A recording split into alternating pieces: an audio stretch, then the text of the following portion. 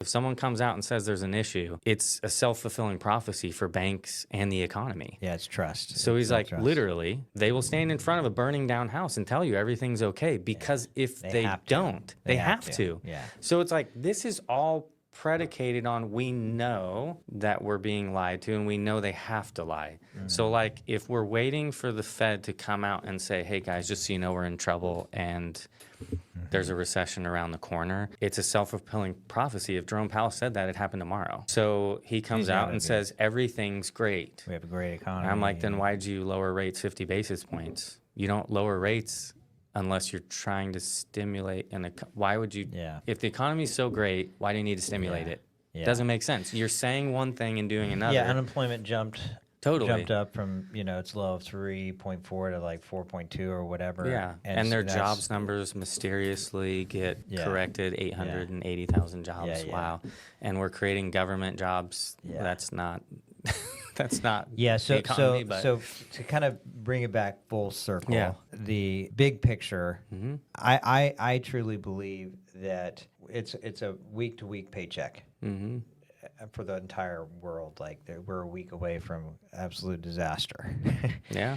on any kind of level, and that difference in that week is the trust in the financial market. Yeah. Saying that this dollar, I don't have a dollar, Yeah. is worth a dollar. I think that's where Yeah. we're at. Like the Fed, literally, if people don't know, they did not admit we were in a recession in '08 until a year and a half after. Yeah. And that's what they have to do. Yeah. So, I mean, it is what it is. They're going to come out and, give us Yeah. some good news because they don't want people to freak out and And panic. in 2008, they massively dropped rates and They did. and started quantitative easing way They before did. they said they were in a recession. I'll give people an interesting statistic, and I found this fascinating when I discovered this, and it was pulled up on a screen to the day. In 2007, the Fed lowered rates 50 basis points in September, and the stock market rallied 11%, went up 11% over a 6-week run, and then it plummeted 54+%. The stock market? Yes. So, I mean, the Fed telling us everything's okay, but lowering rates doesn't make sense. They wouldn't lower rates if everything was okay, because that wouldn't make any sense. So, but I think for me, especially just to bring it full circle with real estate, again, I love my career.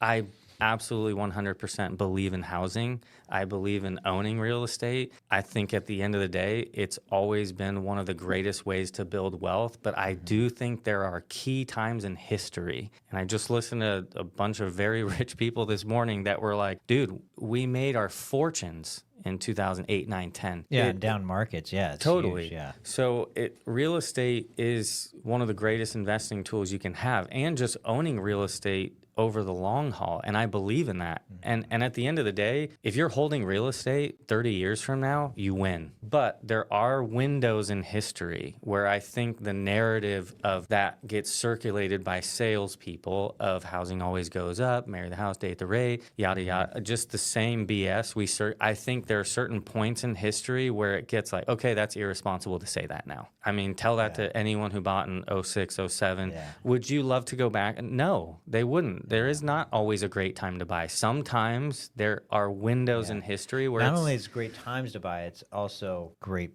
location to buy. Totally. That plays a huge part into it. You could have a neighborhood that's just terrible.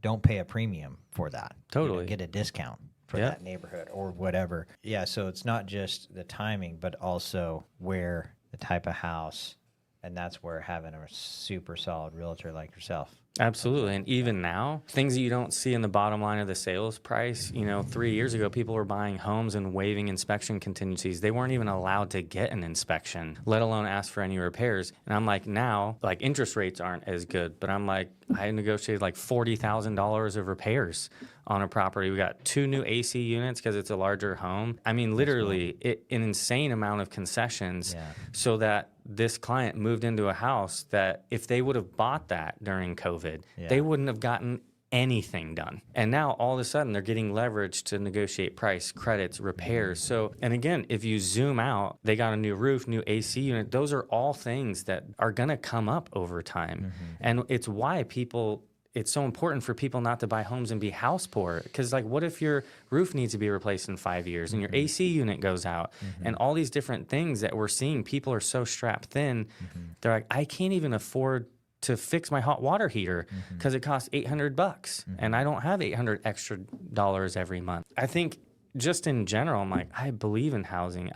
I invest in housing. I believe in it. Am I buying real estate now? No. And so to me, I'm like, it would be disingenuous of me to get on a soapbox and tell people it's the greatest time to buy in history, and you're an idiot if you don't, and you're going to have $40,000 of equity and all this nonsense, when I'm like, if I really believe that, put your money where your mouth is.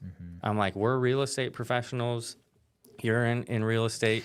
We have a pulse of the market. Yeah, so. I actually just bought a house just a few months ago. Nice. Yeah, but it's investment property. Yeah. And, you know, it's a good deal. I got a good price on it. There you go. So things, you know, the price, it's the how you buy it, it's why you buy it. 100%. Yeah. 100%. So yeah, definitely interesting times, but I think in the long run, it's like real estate comes out on top. Yeah. So if a buyer wants to get a hold of you, how do they get a hold of you? Yeah. I mean, on Facebook, Instagram, the usuals, call, text. Yeah. I mean, we can put my contact info wherever. Cool. And again, this is why I enjoy working with you. And I tell people that we work with mutually. Yeah. I'm like, Pete is kind of like a mortgage advisor. Yeah. He's going to throw up on a screen multiple different options, and this is what this looks like.